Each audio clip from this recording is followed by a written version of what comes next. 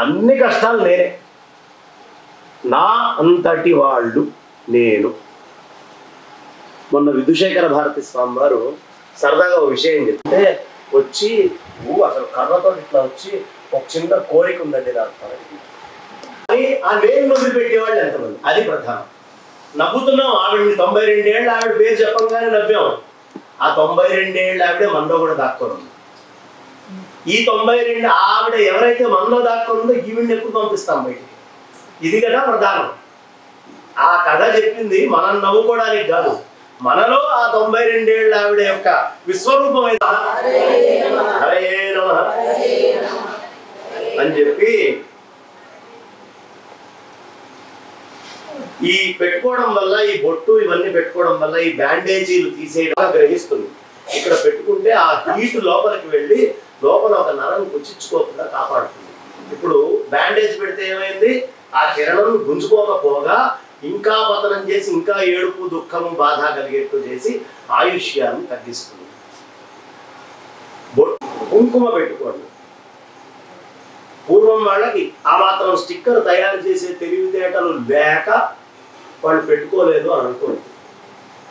పెద్ద పెద్ద రాళ్లనే ఒకదానికి అంటించారు వాళ్ళు. ఆ మాత్రం ఒకటి అతుక్కుపోయేట్టు పెట్టారు. ఆ పాపం వాళ్ళు పెట్టారు జిడ్డు పదార్థాలు కొన్ని తీసుకొచ్చి. అదే లేదండి నాకు తెల్లగా మచ్చ వస్తుంది, నాకు చాలా ఇబ్బందులు అంటే దొంగ కుంకుమ, కల్తీ కుంకుమలు వస్తుంది. మంచి పసుపు తీసుకొని నువ్వే తయారు చేసుకొని పెట్టు. అసలు నిమ్మకాయ రసం కలిపి జాగ్రత్తగా తయారు చేస్తే మనమే కుంకుమ తయారు చేసుకోవచ్చు. మంచి పసుపు దొరుకుతోంది, ఇంకా దేవుడు అన్నాల్లోకి మంచిది. కుంకుమ మంచిది దొరకట్లేదు కానీ. కాబట్టి మంచి వస్తువు వాడక వస్తుంది తప్ప బ్యాండేజ్ పెట్టినా రోగం వస్తుంది. అది అర్థం చేసుకోరు. చాలా పొరపాట్లు చేస్తున్నాం అమ్మా, ప్రతి దాంట్లో పొరపాటు. సంప్రదాయం ఆరోగ్యాన్ని ఇచ్చేది కావాలి, అనారోగ్యాన్ని ఇచ్చేది కాదు. ఇది విష్ణు మర్మము అంటారు. ఆ విష్ణు మర్మములో జాగ్రత్తగా బొట్టు పెట్టాలి. ఈ విష్ణు మర్మానికి ఇక్కడ కరెక్ట్గా ఉంటుంది శివమర్మం. అక్కడ జుట్టు ఎప్పుడూ వదిలిపెట్టకూడదు, ముడేసి ఉండాలి. ఈ భాగంలో జుట్టు ముడేసి ఉండాలి, లేకపోతే శక్తి వెళ్ళిపోతుంది. ఇది బ్రహ్మమర్మం. ఇక్కడ ఆడవాళ్ళు ప్రత్యేకంగా కుంకుమ పెట్టుకుంటారు ఆ బ్రహ్మమర్మం దగ్గరికి. ఎప్పుడైతే భర్త లేడో భార్య లేదో అప్పుడు వాళ్ళకి ఏమిటయ్యా ఆత్మధ్యానం ఒకటే లెక్క. అందుకని వాళ్ళకి బొట్టక్కర్లా. ఆ బ్రహ్మతోటి కానీ విష్ణువుతోటి కానీ శివుడితోటి సత్వరజ స్తమ గుణాలతో సంబంధం లేదు. త్రిగుణాతీతుడైన పరమాత్మను పట్టుకోవాలి. అంటే ఇంకా ఉన్నతమైనటువంటి స్థితిలో నీ ధ్యానం పెరగాలి అని చెప్తున్నారు. ఇంకా పెంచి ధ్యానం చేయాలి. ఇప్పటిదాకా శరీరంతో చేసావు, శరీరాన్ని పట్టించుకోకిగా. ఇప్పటిదాకా వాక్కుతో చేసావు, వాక్కుని తగ్గించేసుకో. ఇప్పుడు నువ్వు భర్త లేనందువల్ల భార్య లేనందువల్ల ఏం చేయాలి? మనస్సుతో చేయాలి. మనస్సుకి అధికమైనటువంటి శక్తిని ప్రసాదించు అని చెప్తున్నారు. కాబట్టి అయ్యా బాగుందయ్యా, మీరు చెప్పినటువంటి విధానం మాకు చాలా నచ్చింది. అన్ని రకాలుగా మీరు చెప్పారు. జీవితాంతం శ్రద్ధగా దేవతల్ని ఈ విధంగా సేవించాలి, జీవితాంతం సేవించాలని చెప్పారు. అలా ఆచరించిన వాళ్ళకి చలనం లేని స్థానం తొందరలో ప్రాప్తిస్తుంది. మనం జీవితాంతం భగవంతుడిని అర్చించట్లేదు కాబట్టి మన పిల్లలు చలనం కలిగినటువంటి స్థానాలకు వెళ్ళిపోతున్నారు, చలనం కలిగి వెళ్ళిపోతున్నారు. చలనం లేనటువంటి స్థానం కావాలి అంటే నీ దగ్గర ఉండే దేవత అర్చన, దేవతారాధన ఏది ఉందో అది నువ్వు ఆపకుండా చేస్తే వాళ్ళకి చలనం కలగకుండా నీతో ఉండుండేవాళ్ళు. వాళ్ళని వెంటానికి కూడా నీ తప్పు, నీ బాధ్యత ఉంది, ధర్మాన్ని అని చెప్తూ ప్రభు మీరు 4 వర్ణాలు 4 ఆశ్రమాల గురించి చెప్పారు, మాకు ఆశ్రమాల క్రమాన్ని గురించి చెప్పండి. అయితే ఇక పూర్వమూర్తి చెప్తున్నాడు, బ్రహ్మచర్యం, గృహస్థత్వం, వానప్రస్థం, అట్లాగే సన్యాసం క్రమంగా ఆశ్రమాలు నేను చెప్పారయ్యా.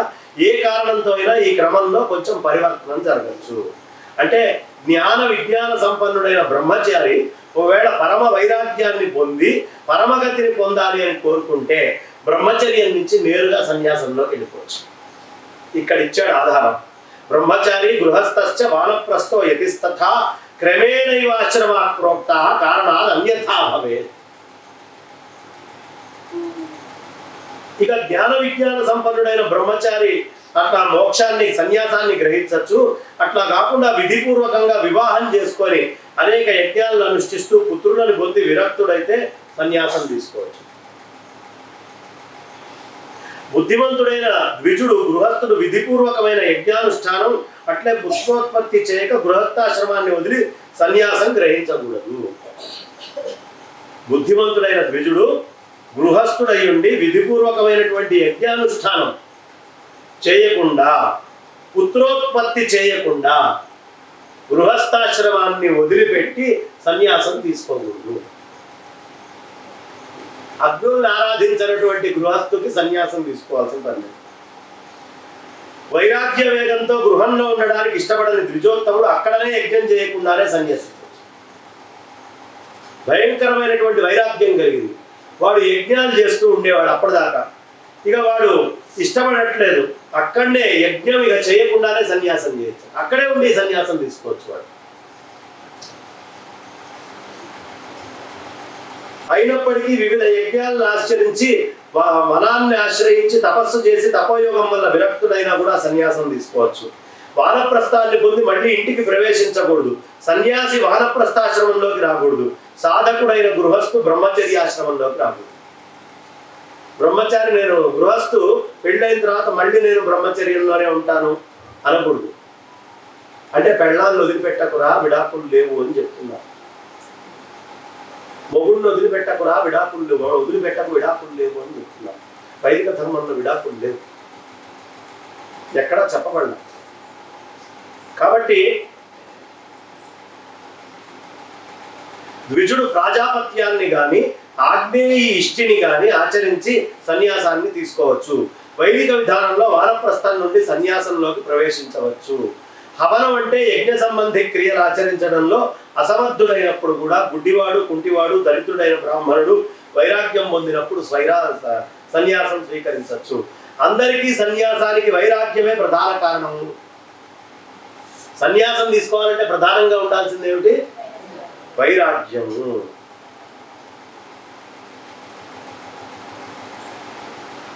గుడ్డివాడు, కుంటివాడు, దరిద్రుడైనా సరే బ్రాహ్మణుడు వైరాగ్యం పొందినప్పుడు సన్యాసం స్వీకరించవచ్చు. వైరాగ్యం వస్తే అందరికీ సన్యాసానికి వైరాగ్యమే ప్రధానం. అవిరక్తుడు సన్యాసాన్ని గ్రహించడానికి కోరితే అతడు అవశ్యంగా పతితుడవుతాడు. విరక్తి లేకుండానే సన్యాసం తీసుకుంటా అనేవాడు పతితుడవుతాడు గ్యారెంటీ.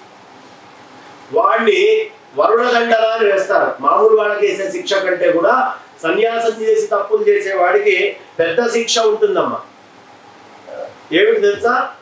వరుణదండన. వాడి తలకాయని కోసి అవతల బారేస్తే వాడు ఎక్కడో ఎడారి ప్రాంతంలో చెట్లకి, కారీరి అనేటటువంటి చెట్లకి ఫలం కింద ఉంటాడు, మగ్గిపోతుంటాడు. వాడికి మళ్ళీ ఎప్పుడయ్యా విముక్తి అంటే ఆ పండు ఎప్పుడైతే మళ్ళీ తీసుకొని సద్బ్రాహ్మడు యజ్ఞంలో కారీరి అనే ఇష్టి చేస్తాడో, కారీర్యేష్టి వృష్టిగా మోయజేత, మంచి వర్షాలు పడాలని కారీరేష్టి చేస్తారు. కానీ కారీరి ఫలాలు దొరకట్లా. ఆ చెట్టు ఏదో కూడా గుర్తించట్లేదు ఎవరు. కారీరి అనే చెట్టు దుబాయ్ వైపు వెళ్ళే ప్రాంతంలో దొరుకుతుంది, అక్కడ పుడతాడట వాడు. కాబట్టి తప్పు చేసినటువంటి సన్యాసికి మిగతా అందరికంటే ఎక్కువ శిక్ష ఉంటుంది. కాబట్టి నువ్వు సన్యాసి కనిపిస్తే నువ్వు దండం పెట్టాలా వద్దా అని నువ్వు అనుకోకు. కాషాయ దండ మాత్రమే ఎతి పూజ్యో నతం చేయ, దండం పెట్టు. సంప్రదాయం ఏది? శృంగేరి జగద్గురువులు అని చెప్తేనే సంప్రదాయం. సన్యాసి ఎవరు కనిపించినా నమస్కారం, అది చెప్పినటువంటి ధర్మం. కాబట్టి మధ్యలో వచ్చే ప్రతివాడు గురువు అయిపోడు. గురువు కావాలంటే కొన్ని లక్షణాలు చెప్తారు. అవన్నీ పురాణాలు చదివితే తెలుస్తుంది. ఇవి చదవకుండా ఆ పురాణాల్లో 4 ముక్కలు చెప్పిన ప్రతివాడు గురువు అయిపోడు. ప్రతి వాళ్ళని విగ్రహాలు తెచ్చి పెట్టకూడదు మనం. ఇక సందు దొరికితే విగ్రహాలు తెచ్చి పెడతాం. వీధి కూడలికో విగ్రహం, సందుకో విగ్రహం, ఎవడికి పెడితే వాడికి విగ్రహం. ఏమిటి విగ్రహం పెడితే ప్రయోజనం లేదు. వాళ్ళు ఇంకా పతితులు అవుతారు. కాబట్టి ఏ విగ్రహాన్ని పెడితే ఆ విగ్రహాన్ని ప్రతిష్ఠ చేయకూడదు. ఏది సనాతనమైన వైదిక ధర్మములో ఈ లక్షణాలతోటి ఉండేటటువంటి విగ్రహాన్ని చెక్కచ్చు అని శిల్పశాస్త్రం చెప్తోందో, ఆ శిల్పశాస్త్రంలో ఉండే విగ్రహాన్ని శిల్పశాస్త్రంలో యంత్రం కూడా చెప్పబడుతుంది. ఆ యంత్రం ఉన్నటువంటి విగ్రహాన్ని మాత్రమే చెక్కి పెట్టాలి తప్ప, సందు దొరికింది కదా నాకు తోచిన విగ్రహాల్లో పెడతాను అంటే వాడు పతితుడవుతాడు. అన్ని విగ్రహాలు ప్రతిష్ఠ చేయకూడదు. నిర్మోమాటంగా చెప్తున్నా. శిల్పశాస్త్రాన్ని పాటించాలి. వైదిక ధర్మాన్ని నమ్మేవా నమ్మలేదా? నమ్మితే ఆచరించాల్సింది. వాళ్ళ గురించిన ప్రస్తావన పురాణాల్లో ఉండాలి. పురాణవేత్తలైనటువంటి వాడు దాన్ని చేసి ఉండాలి. బ్రహ్మవేత్తలు చేసి ఉండాలి దాన్ని. అప్పుడు తప్ప ఇంకా ఏమి పెడితే అవి పెట్టకూడదు. పెడితే అది ఎంత పెద్దది పెడితే అదే నేను ఎత్తిన పడి నువ్వు అంత కొత్త అధపాతాళానికి పోతావు. కాబట్టి విగ్రహం పెట్టేటప్పుడు ఏం విగ్రహం పెడుతున్నావు అనే నిగ్రహం ఉండాలి. ఏ కథలు గుళ్ళల్లో ఇవాళ రేపు కొత్త విగ్రహాలు తెచ్చి పెడుతున్నాం. మా పక్క సందులో మొన్న నేను వెళ్ళేటప్పుడు బాగా దాహం వేసిందండి, ఓ చుక్క నీళ్ళు ఇచ్చాడు, ఈ నా రుణం నేను ఎట్లా తీర్చుకోవాలి, మా ఊళ్ళో ఉండే గుళ్ళో ప్రతిష్ఠ చేస్తానండి. అయిపోయింది. అది బ్రహ్మాండంగా ప్రతిష్ఠ చేసేయచ్చు. దానికి ఆధారం ఏదయ్యా? అలా ప్రతిష్టలు చేయాలి అంటే ఎంతమంది ఋషులు ఈ వైదిక ధర్మంలో ఉన్నారో చెప్పండి అమ్మా. ఎంతమంది బ్రహ్మజ్ఞానులు ఉన్నారు? పూర్వం బ్రహ్మజ్ఞానులు అందరికీ శిల్పాలు పెట్టారా? ఇట్లా వాళ్ళకంటే గొప్ప జ్ఞానం ఇప్పుడు మనం మాట్లాడుకుండేది.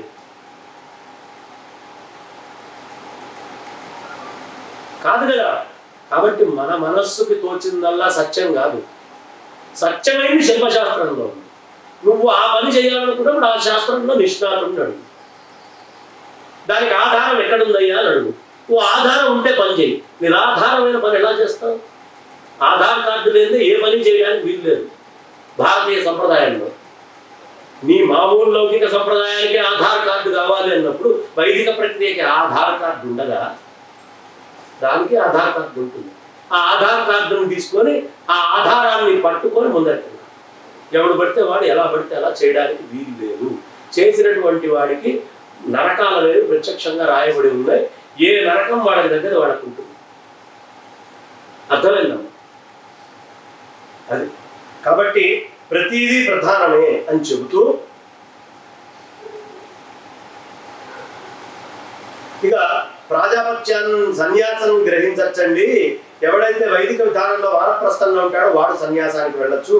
హవనము యజ్ఞ సంబంధి క్రియలు ఆచరించడంలో అసమర్థులైనప్పుడు కూడా వీళ్ళు చెయ్యొచ్చు అని రకరకాలుగా వాళ్ళందరి సన్యాసం గురించి చెప్తున్నారు. శ్రద్ధావంతుడు యావజ్జీవం ఒకే ఆశ్రమంలో సరైన వ్యవహారం కలిగి ఉంటే అతడు మోక్షాన్ని పొందడానికి సమర్థుడవుతాడు.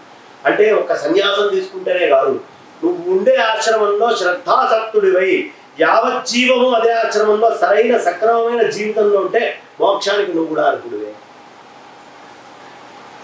అని చెప్తున్నారు. ఇక న్యాయ మార్గంలో ధన సంపాదన గావించేవాడు శాంతుడు, బ్రహ్మ విద్యాపరాయణుడు, నిత్యము స్వధర్మ పాలన చేసేవాడు మోక్ష ప్రాప్తికి యోగ్యుడు. కర్మలన్నింటినీ బ్రహ్మార్పణం చేసి ఆసక్తి రహితుడై నిష్కాముడై వ్యక్తి ప్రసన్నమైన మనస్సుతో కర్మలను ఆచరించేవాడు మోక్షాన్ని పొందుతాడు. ఇవ్వడానికి యోగ్యమైన పదార్థం బ్రహ్మ ద్వారానే ప్రాప్తిస్తుంది. బ్రహ్మకే ఇవ్వడం అవుతుంది. బ్రహ్మయే ఇవ్వబడతాడు. ఈ భావనయే బ్రహ్మార్పణం. బ్రహ్మణ ధీయతే దేయం బ్రహ్మణే సంప్రదీయతే బ్రహ్మైవ దీయతే చేతి బ్రహ్మార్పణమిదంబరం. అదే శ్రేష్టమైనది. నీ దగ్గర ఉన్న ప్రతి పదార్థం బ్రహ్మ నీకు ఇచ్చింది. నువ్వు ఏ పదార్థం ఎక్కడ తీసుకెళ్ళి ఎవరికి ఇచ్చినా అది బ్రహ్మకి ఇస్తున్నది. ఇదే బ్రహ్మార్పణ దృష్టి. బ్రహ్మ అంటే చతుర్ముఖ బ్రహ్మ కాదు, పరబ్రహ్మ. అంతా బ్రహ్మ వస్తువే అనే విషయం రూఢి చేసుకో. నేను కర్తని కాదు, ఇదంతా బ్రహ్మే చేస్తున్నాడు అనే భావన తత్వదర్శులైన ఋషులు బ్రహ్మార్పణంగా చెప్పారు. ఒక ఋషి ఏదైనా ఇస్తున్నాడు అంటే బ్రహ్మార్పణ దృష్టితో ఇస్తారు. కాబట్టి యతుల దగ్గరికి వెళ్ళినప్పుడు వాళ్ళు పండిచ్చినా ఏదైనా ఇచ్చినా వెంటనే ఆనందంగా తీసుకోవాలి. పండో ఫలము ఎందుకు? అందులో బ్రహ్మార్పణ దృష్టి ఉంది. బ్రహ్మమునకు నేను అర్పిస్తున్నాను. అప్పుడు నువ్వు బ్రహ్మం అయ్యావుగా తెలిసినా తెలియకపోయినా ఆ బ్రహ్మార్పణ దృష్టి వాడు చేసే తపస్సు వల్ల నువ్వు బ్రహ్మం అవుతున్నావు, అందుకని స్వీకరించు అని చెప్తూ, నా ఈ కర్మ చేత సనాతనమైన భగవంతుడు ఈశ్వరుడు సంతోషపడుగాక అని ఎల్లప్పుడూ బుద్ధితో చేసేది శ్రేష్టమైన బ్రహ్మార్పణము. అట్లా కాకుండా పరమేశ్వరుడు ఎందే సర్వకర్మ ఫలాల్ని ఉంచడం కూడా శ్రేష్టమైన బ్రహ్మార్పణమే అవుతుంది. సంగరహితంగా తప్పకుండా చేయవలను అనే భావనతో విద్వాంసుడు కర్మల్ని ఆచరిస్తే అది కూడా మోక్షదాయకం. విద్వాంసుడైనటువంటి వాడు నిష్కామ కర్మ చేసినా మోక్షానికే వెళ్తాడు. దీనికి వ్యతిరేకంగా చేసే నిత్యకర్మలు కూడా ఫల సన్యాసం చేయనిచో ఆ ద్విజుడు కర్మఫల బంధంలో బంధింపబడతాడు. కర్మను ఆచరించి నేను కాబట్టి చేస్తున్నా, ఇంకోడు ఎవడైనా ఇంత పని చేస్తున్నాడా, నా అంత పని చేసేవాడు ఎవడైనా ఉన్నాడా అనుకుంటే వాడు మళ్ళీ కర్మఫల బంధంలోనే పడతాడు. కర్మణ్యేవాధికారస్తే మా ఫలేషు తథాచన. కర్మని ఆచరించు, దాన్ని అంటకుండా ఉండు. Work incessantly but be not attached to it. దాన్ని అంటుకొని ఉండదు, వదిలిపెట్టేయాలి. ఇది నేను చేస్తున్నాను అనేది వదిలిపెట్టాలి. ఇది లిఖితమైంది కాబట్టి జరుగుతోంది. మా గురువు గారు ఇచ్చినటువంటి అనుగ్రహం వల్ల ఒకసారి నా నోట్లో నుంచి ఒక మాట వచ్చింది. ఏమండి, ఇన్ని ఆవుల్ని మీరు పోషిస్తున్నారు అని టీవీ యాంకర్ ఒక ఆమె ఇంటర్వ్యూలో అడిగింది. మొన్ననే విజయదశమి అడిగితే నేను చెప్పానమ్మా, నేను పోషించట్లేదు, దానికి అవసరమైన తిండిని అది సంపాదించుకొని వచ్చింది, నిమిత్త మాత్రంగా ఎవడైనా వాడిని చూపించాలి కాబట్టి బహుశా ఈ పుల్లని పెట్టాడేమో భగవంతుడు తప్ప దాని గడ్డి ఎవరికి వస్తున్నాడు, ఎక్కడి నుంచి వస్తుంది, ఎలా తెస్తున్నాడో కూడా నాకు తెలియదు. ఆ గడ్డి ఎప్పుడు మొలిచిందో, విత్తనం ఎవడేసాడో నాకు తెలియదు, వర్షం ఎప్పుడు వచ్చిందో, ఎందుకు లేచిందో నాకు తెలియదు. దాని ముందరకు వచ్చి అది తినేటప్పుడు కూడా నేను ఉండట్లా పనివాడు చేసిపోతున్నాడు, అది తినేస్తోంది. ఇప్పుడు నా కర్తృత్వం ఏముంది ఇందులో? నేను చేస్తున్నాను అనే ఫలభావం ఎప్పుడు వదిలిపెట్టాను. అది మంచిది కాదయ్యా. ఇవన్నీ మంచి మాటలు, కటువుగా ఉన్న మంచి మాటలు. ఆ ఫలభావాన్ని వదిలిపెట్టేటటువంటిది మనం అందరం కూడా చూడాలి. అందువల్ల అవిద్వాంసుడైనా సరే, విద్వాంసుడు కాకపోయినా సరే, తెలివి తక్కువ వాడైనా సరే, నాకు అన్ని తెలివితేటలు లేవు, కాయేన వాచ మనసేంద్రియేవ బుద్ధ్యాత్మనవ ప్రత్యయ స్వభావ కరోమి యజ్ఞ సకలం మనస్సుని నారాయణాయ సంస్థ, వాడికి వదిలిపెట్టేస్తుంది అని వదిలిపెట్టేయాలి. కర్మాశ్రిత ఫలాన్ని త్యాగం చేయాలి. దీనివల్ల అతనికి తొందరలోనే పరమపద ప్రాప్తి సిద్ధిస్తుంది. ఈ నిష్కామ కర్మ ఈ జన్మలో పూర్వజన్మలో పాపాలన్నిటినీ నశింపజేసి చిత్తానికి ప్రసన్నత ఇస్తుంది. దాంతో నరుడు బ్రహ్మజ్ఞుడవుతాడు, బ్రహ్మజ్ఞానం వస్తుంది. కర్మ అనేది సక్రమంగా ఆచరిస్తే చిత్తము అనేటటువంటిది శుద్ధి అవుతుంది. ఎవడి యందు చిత్తశుద్ధి అవుతుందో వాడి యందు మాత్రమే జ్ఞానము నిల్చొని ఉంటుంది. చిత్తశుద్ధి కావాలంటే సత్కర్మాచరణ. నాకు బ్రహ్మజ్ఞానం వచ్చిందండి, అది నీకు నిలవదండి. ఎందుకంటే వచ్చిందనే అహంకారంతో నిత్యం చేయాల్సిన కర్మాచరణను వదిలిపెడుతున్నామండి. చిత్తం సరిగ్గా లేదండి. చిత్తం లేకపోతే అందులో జ్ఞానం నిశ్చలంగా ఉండదండి. మీ దగ్గర బల్బ్ ఉందండి, మీ దగ్గర అన్నీ ఉన్నాయండి, 120 వోల్ట్స్ 90 వోల్ట్స్ అయిందండి, అందుకని డిమ్ అయి పనిచేయట్లేదండి మైక్. అదే పరిస్థితి అండి. కర్మాచరణ కూడా ఉండాలి, సత్కర్మాచరణ అయి ఉండాలి, వేదము విధించినటువంటి కర్మాచరణ అయి ఉండాలి. దాంతో పాటు కరెంట్ ఉండాలి, చైతన్యం, జ్ఞానం. ఆ జ్ఞానం అనేది నీలో లోపించిన, కర్మ లోపించిన, పదార్థం సక్రమంగా లేకపోయినా, కర్మ సక్రమంగా లేకపోయినా, మైకు సరిగ్గా పనిచేయకపోయినా, కరెంటు లేకపోయినా ఫలం లేదు. రెండు రెక్కలు లాంటివి. శబ్దం బయటికి వెళ్ళాలంటే మైకు ఉండాలి, కరెంటు ఉండాలి.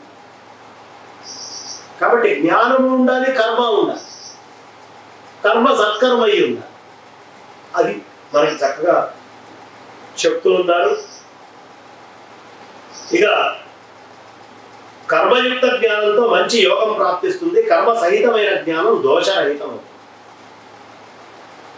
అందువల్ల ఏ ఆశ్రమంలో ఉన్నా సరే ప్రయత్నంతో భగవత్ ప్రీతి కోసం కర్మల్ని చెయ్యండి అయ్యా. నువ్వు ఏ ఆశ్రమంలో ఉన్నా సరే దాంతో నైష్కర్మ్యం అనేది ప్రాప్తిస్తుంది.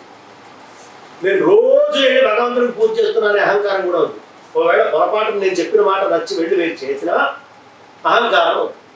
నేను రోజు చేస్తున్నాను, నేను రోజు వెళ్తాను, నా అంతటి వాడు లేరు, వద్దు. శ్రద్ధ దాకా ఉంచుకో. వాడు చేయించుకుంటున్నాడు, వాడి ఉపాధిని వాడుకుంటున్నాడు, అంతా వాడిదే, నాదేం లేదు. ఈ భావనని పెంచుకోవాలి అనే విషయాన్ని చెప్తున్నారు. పరమ జ్ఞానాన్ని పొందిన తర్వాత దాని ప్రభావంతో నైష్కర్మ సిద్ధి పొంది ఏకాకి అయి మమతా శూన్యుడై శాంతిని పొందినవాడు జీవితకాలంలో ముక్తిని పొందుతాడు. అనగా జీవన్ముక్తుడవుతాడు. ఎవడు జీవన్ముక్తుడయ్యేవాడు? వాడు 10 మందితో కూర్చొని సోది సొల్లు చెప్పుకునేవాడు కాదు. ఏకాకి. ఏకాకి అంటే అర్థం ఎవడూ లేకుండా కాదు. ఇప్పుడు మీరందరూ ఉన్నా నా గోడు కూర్మ పురాణం చెప్పడమే. నేను ఏకాకినే. మీరందరూ ఉన్నారు అనే భ్రమ మీకుండొచ్చు, నాకుండొచ్చు, కానీ నేను ఏకాకిని. ఏకమైన విషయాన్నే ప్రధానంగా తీసుకొని ముందరికి వెళ్తున్నా. ఏకమైన విషయం ఏమిటి? ఇదే. ఏకాకి అంటే పరమాత్మే ప్రధానము అని నువ్వు 100 మందితో తిరిగినా ఏకాకిని. నువ్వు ఇంట్లో కూర్చొని ఎవడు లేకుండా ఇక్కడ కూర్చొని సుబ్బయ్య ఏం చేస్తున్నాడు, ఆ వెంకట్రావు ఏం చేస్తున్నాడు, కొడుకు ఏం చేస్తున్నాడు, మా అమ్మ, నువ్వు ఏకాకివి కాదు. సంసారం అంతా నీలో ఉంది. వాడేం చేస్తున్నాడు, వీడేం చేస్తున్నాడు అని ఆలోచిస్తున్నాడు. ఎలా ఉండాలి ఈ సంసారంలో? ఏమో నీళ్లల్లో పడవ ఉండాలి. ఉండొచ్చా? ఏం పర్వాలేదు కదా. అలా నీళ్లలో ఉన్న పడవలాగా సంసారంలో నువ్వు ఉండాలి. పడవలోకి నీళ్ళు వస్తే, నీలోకి సంసారం వస్తే మునిగిపోతావు. సంసారంలో నువ్వు ఉండాలి, నీలో సంసారం ఉండదు. ఆ స్థితిని ప్రయత్నం చేయ్యా అని చెబుతూ, అలాంటి వ్యక్తి నిత్యానంద స్వరూపుడు, స్వతఃప్రకాశవంతుడు, పరమేశ్వరుడు, పరబ్రహ్మ, పరమాత్మ సాక్షాత్కారాన్ని పొంది ఆయనలోనే లీనమైపోతాడు. నేను అనే భావన వాడికి ఏదైనా కొద్దిగా ఉంటే అది లీనమైపోతుంది ఆ పరమాత్మలో, పరతత్వంలో. అందువల్ల ప్రసన్న చిత్తం కలిగి పరమేశ్వర ప్రీత్యర్థం నిరంతరం కర్మయోగాన్ని ఆశ్రయించాలి. దీంతో పరమేశ్వరుని శాశ్వత స్థానాన్ని పొందుతాడు. ఏదైనా మనం సంధ్యావందనం చెప్పేటప్పుడు ఏం చేస్తాం? పరమేశ్వర ఉద్దేశ్య పరమేశ్వర ప్రీత్యర్థం వేగంగా అనేసుకుంటూ వెళ్ళిపోతాం. అప్పుడు ఒక క్షణం అనాలి పరమేశ్వర ప్రీత్యర్థం అని. ఆ పరమేశ్వరుని ఒక క్షణం తలుచుకోవాలి. అంతేగాని పరమేశ్వర ఉద్దేశ్య పరమేశ్వర ప్రీత్యర్థం అని వేరే వాడిని చూస్తూ వేరే ఆలోచనలు చేస్తూ పరమేశ్వర ప్రీత్యర్థం అనుకుంటుంది. చిత్తంతో పరమేశ్వర ప్రీత్యర్థం అని వదిలిపెట్టాం. కాబట్టి అలా నిరంతరం కర్మయోగాన్ని ఆచరిస్తే పరమేశ్వరుడి శాశ్వత స్థానాన్ని పొందుతాడు. ఈ విధంగా మీకు ఈ 4 ఆశ్రమాల సంపూర్ణమైనటువంటి శ్రేష్ఠ క్రమాన్ని వివరించాను. ఈ క్రమాన్ని అతిక్రమించిన ఏ వ్యక్తి సిద్ధిని పొందలేడు. ఇది శ్రీ కూర్మపురాణే వర్ణాశ్రమ క్రమ వర్ణన తృతీయోధ్యాయ. శ్రీ కూర్మపురాణంలో వర్ణాశ్రమ క్రమ వర్ణనము అనే 3వ అధ్యాయం సంపూర్ణమైంది. హరయే నమః. గడియారం ఏమైంది? 12:30. వస్తే మీకు మంచిది, వస్తే మీకు మంచిది. ఇక్కడే ఉండడం కాదు. వస్తే అంటే నేను చెప్పేటటువంటి మాట దగ్గరికి ఆ మనస్సు వస్తే మీకు మంచిది. రాకపోతే కూడా మీకే మంచిది. సంసారంలో ఆనందాన్ని అనుభవిస్తారు, తర్వాత దుఃఖం లేకపోతే